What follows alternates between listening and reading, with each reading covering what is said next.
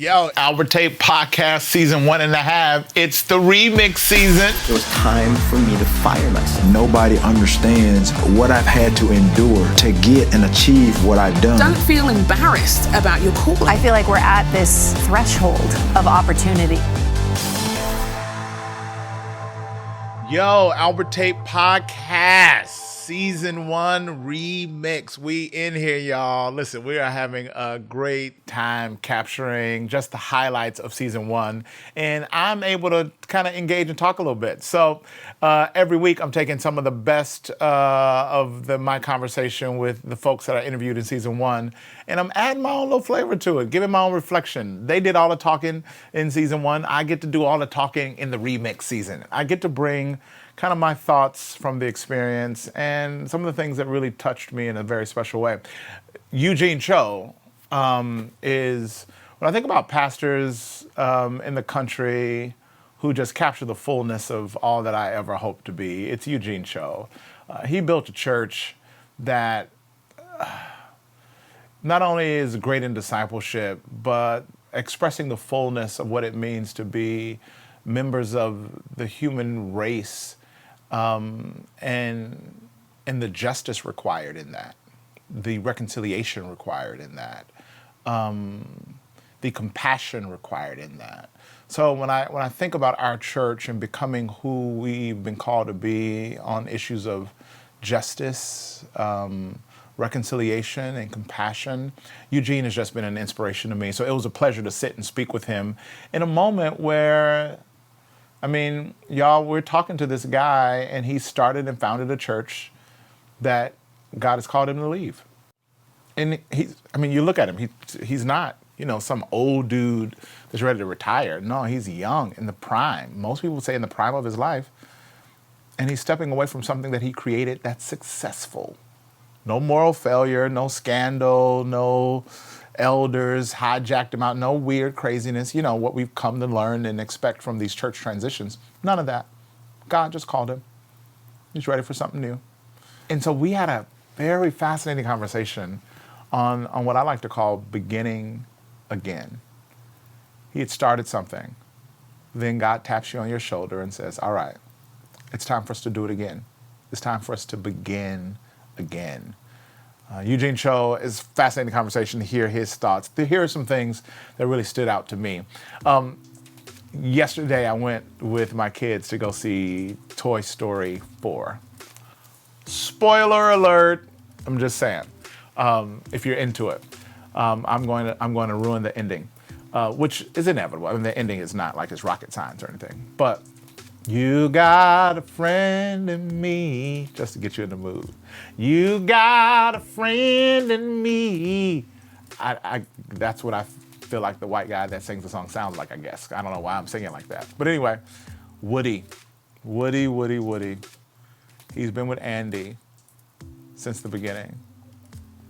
And Woody did the tough transition of Andy growing up, moving out, and then they ended up with Bonnie. And they're with Bonnie, and he's transitioned, but you see it. Bonnie isn't playing with Woody anymore. He's playing with Jesse more. He's not the favorite toy. He's not the leader. And Woody's having to navigate this calling that he's answered and served well as the leader of this toy tribe. He was called to lead them, and he led them well. But now it's clear that it's time for him to transition. It's time for him to begin again. And he wrestles with it. And the whole show it's about several things, but it's about him coming to grips with the reality of leadership, that sometimes the call of God requires you to begin again. And in Toy Story 4, Woody has to begin again.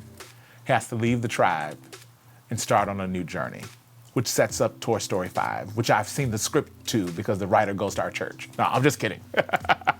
It's probably not a story. I don't know what happens next, but I do know as a leader I could relate so much so to Woody, who had built something, created something, much like Eugene Show, And God said, all right, it's time to go. Well, the writers of Toy Story said it's time to go, but I'm using God. It's a metaphor, guys. Come on, don't be all technical with me. God, as a leader, will call you to leave things that you've built, that you love, to start again. And I guess the first lesson that we learn from beginning to again is that you've got to be willing to leave where you are. You got to know that there are seasons. And when the seasons change, you got to notice the leaves turning brown. You've got to notice the grass turning colors and drying up. You've got to notice the temperature change. One of the worst things you can do as a leader is to see the leaves go brown, the temperature change, and the grass wither, and you don't even notice. You're sitting here walking in summer when your ministry is in a season of winter and you didn't even notice the temperature change. You gotta pay attention to the seasons. There are seasons for everything. Don't be stuck. And then at the same time, don't be stuck in winter when summer's coming. Don't see the green leaves. The temperature is warm. People are going outside and you're still stuck in winter because winter was so traumatic for you. You can't even come out of crisis mode to see that Christ has fulfilled his promise and brought you out. You can't even notice because you're so traumatized by the winter because you didn't take a coat because you weren't prepared. You gotta be willing and ready to notice, pay attention, and then prepare appropriately, accordingly, for the seasons that you're in. Woody, it's over, buddy. You're not the favorite toy on the block. It's not Andy. Bunny is over you. You've got to know that there is another season.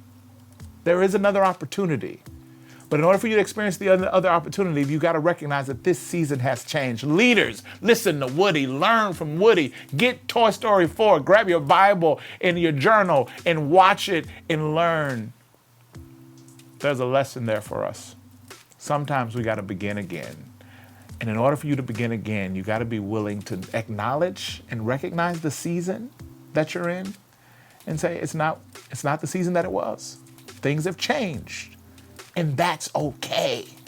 Sometimes the crisis of recognizing that things have changed so disrupts our comfort and our world that we don't even say it's changed. It's hard to even say those words. It's hard to say things are different. You've changed. Some of you are in a relationship and you've changed, and it's okay. Just because you changed doesn't mean that you got to now walk apart. No, because you changed means that you need the Spirit of God to do something new in your relationship. That's all that it means. Don't allow the change to freak you out. But the reason why it freaks you out, come on, let's just name it. The change threatens your comfort. And there's no way to stay comfortable and begin again. There's no way to do it. There's no way to do it. You got to be willing to leave where you are. And usually beginning again means you got to believe again. See, there's something when you've mastered it. Just ask Moses. I love this. In Exodus, you see it.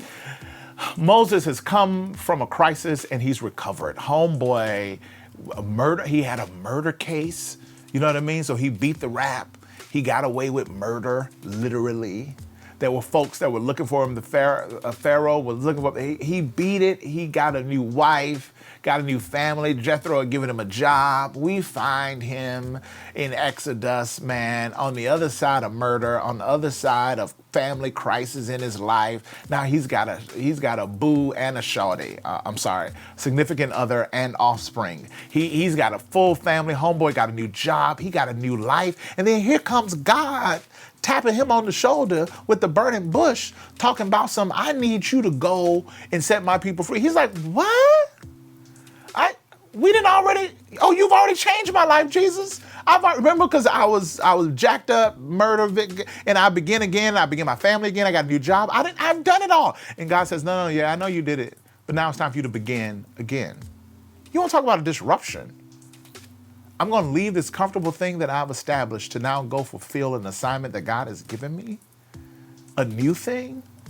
When this comfort, I've mastered where I am. What Moses doesn't say, but you see him have to come to grips with, beginning again means I need to believe again. Because it's hard to have a strong faith when I've got such strong comforts. It's hard to have a strong faith when you're that comfortable. What do you have to trust God for? You got everything. You've accomplished it all. So your faith begins to wane and those muscles go unused.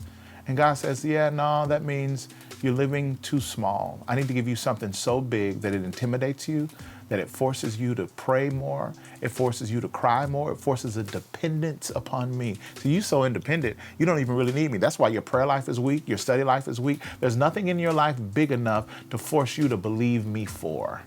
Everything you can do. That means you've created a world where you're the God, and that's a dangerous place to be. Moses, begin again, but that's going to require you to believe again, to believe that your God is bigger than your crisis, to believe that God is bigger than your comfort, to believe that you can say yes to the kingdom while saying no to your comfort because you are here to fulfill God's glory, not your own. Believe again. Reason why you don't want to begin again is because so often we don't want to have to believe again, because to trust God means to now we got to start walking by faith and not by sight. And I've been so used to walking by sight, I got to stop walking according to what I see and start walking according to what I believe, which requires a whole level of disruption, a whole level of discomfort. Who wants that? God says, I want you to believe again. So take your shoes off and be reminded that this is holy ground that you stand on. Take your shoes off so that you don't track into this new season the dung of your past season. Take your shoes off so that you can worship a God knowing that He's sovereign. Dig your toes in the sand so you'll know you didn't create this world. And you're not dealing with some rookie God. He's the Alpha and the Omega. He's the beginning and the end. He is the creator of all things. Stick your toes in that. Feel the sovereignty of God. In order for you to believe again, oftentimes you got to take your shoes off and begin with that childlike faith. Come to that burning bush and worship. Surrender. Remember how big your Father is. Remember how big your Daddy is. That He'll never call you to a new season that He hasn't already prepared for you. Don't allow the newness of the season to intimidate you.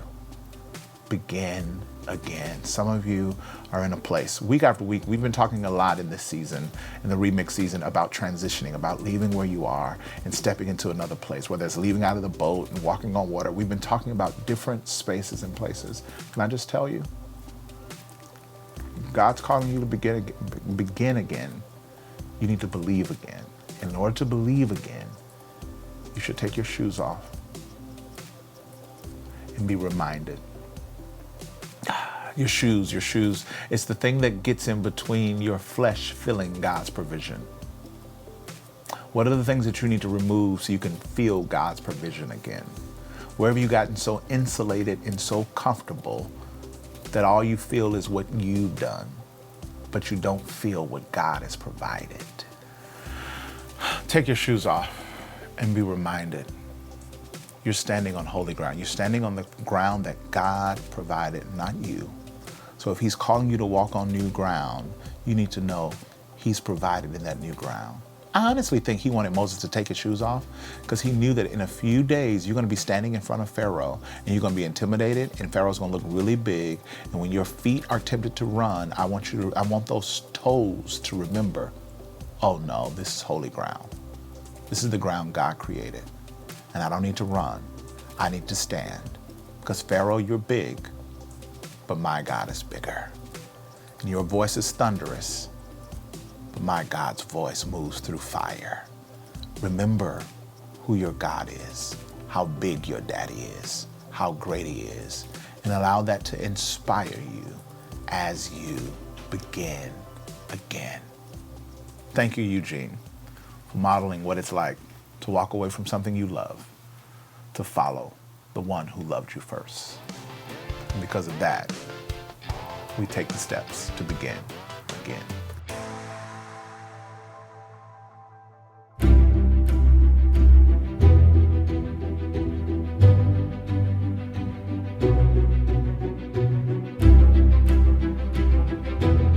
Stadia is a church planting organization whose vision is to see a world where every child has a church.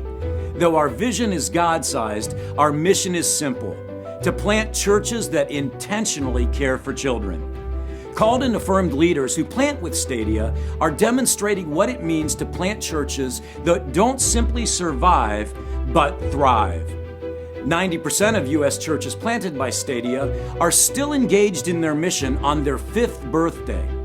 And globally, more than 40,000 children have been sponsored as a result of U.S. churches partnering with our high-impact, like-minded partners. But we won't stop until every child has a church. There are more children needing churches right now than ever before. 8,600 new churches need to be planted every year in the United States alone in order to keep up with population growth. That translates to tens of thousands of churches globally. But we don't need only more churches. We need better churches. In the U.S., 3,700 churches close their doors every single year. And globally, many obstacles get in the way of the long-term success of churches. Stadia is committed to meeting the needs of children around the world by planting more and better churches. In the U.S., we now share our portfolio of services with open-handed generosity, providing services with no strings attached to planters, organizations, denominations, and networks so that more churches can be planted than ever before. We pray that our generosity may spur others to invest in church planting, both in the U.S. and around the world. We're honored to be a part of the church planting journey, and we anxiously look forward to seeing how God will work to transform the landscape of communities in the United States and around the globe. And we promise we won't stop until every child has a church. If you want to learn more, go to stadiachurchplanting.org.